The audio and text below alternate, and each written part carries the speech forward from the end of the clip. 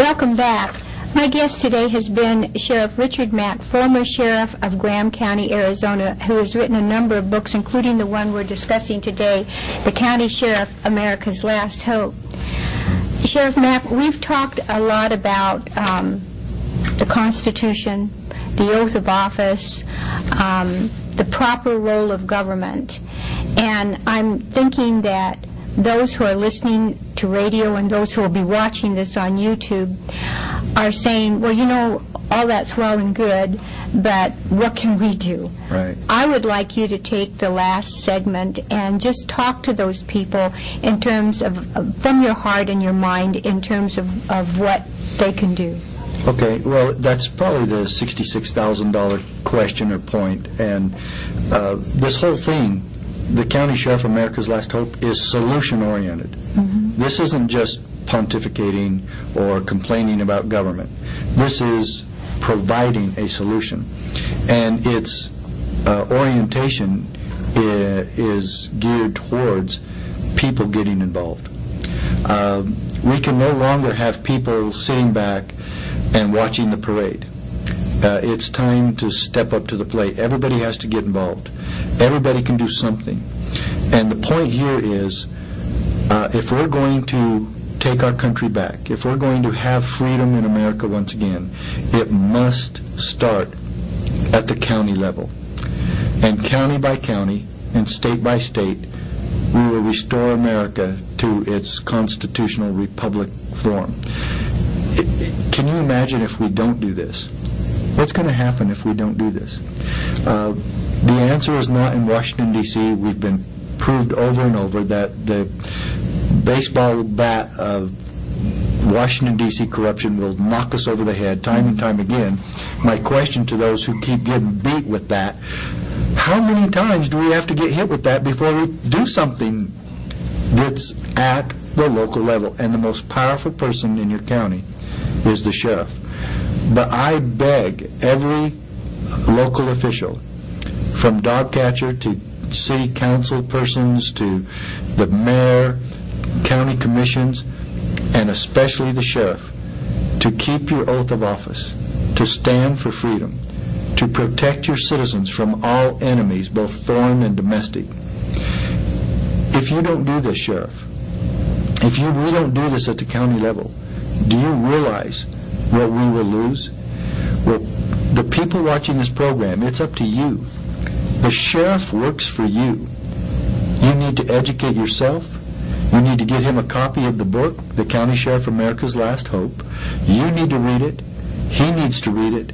We need to get involved together. We need to devise a plan and go forward with the sheriffs absolutely, in no uncertain terms, letting all federal agents know that there will be no violation of the Constitution or the principles of freedom within their jurisdiction.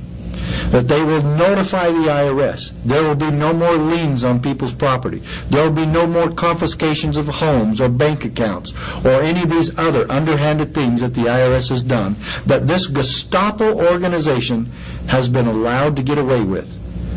And now we're going to have men of principles and women of principles who are sheriffs and local county commissions and county attorneys and others in local city and county governments will take this stand and say, you know what? The 10th Amendment says we're sovereign, and we're going to exercise that power, and we're going to be the free people and free counties and free states and sovereign individuals that our country was based on in the first place.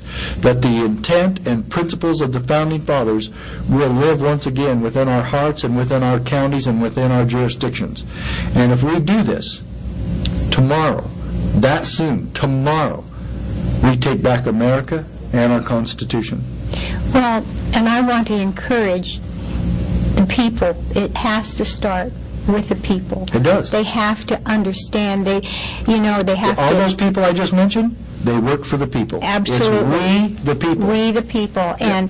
And if you haven't read the Declaration of Independence all the way through and are our Constitution, I want to encourage people to take the time to just the actually Bill of Rights. take it. Just read the 10 Bill of Rights. The Bill of Rights is absolutely.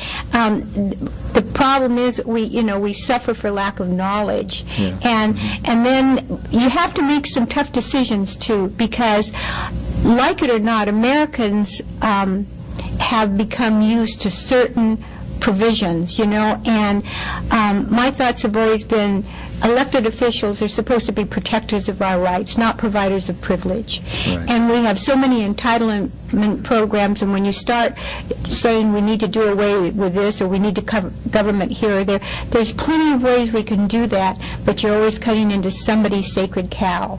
And one of the concerns that I've had for years is when somebody says, well, I have no problem with taxation. I want to pay my fair share. Well, who determines what your fair share is in terms of taking the fruits of your labor? Right. All of this sounds radical.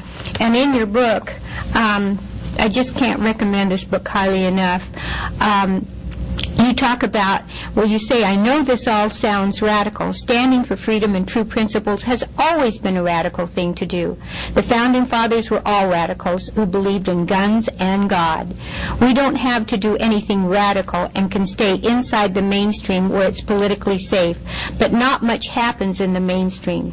Everything is status quo, and you find there what you had yesterday, the perpetual cesspool cycle of corrupt politics.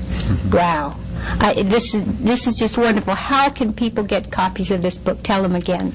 Well, you can come to my home in Arizona, or you can go to sheriffmack.com. Go to sheriffmack.com, and remember, Mack is M-A-C-K.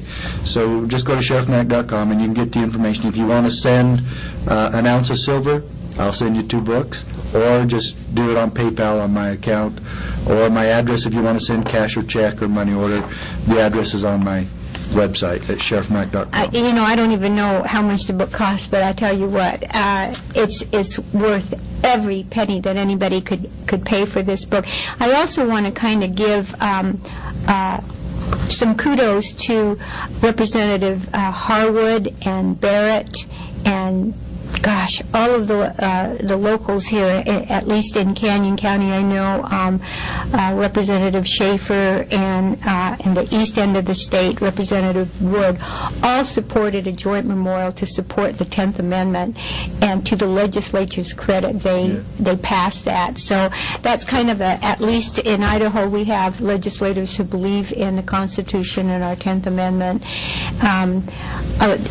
I guess in closing, I would just like to read from your book. First of all, is there anything else that you want to take a minute to say? Not really. I'd love to hear you read. Well, your book is just so easy to read. When you read it, it sounds different. When I wrote it, it didn't sound that good. Well, there's just so many parts of this book that I just could not put it down.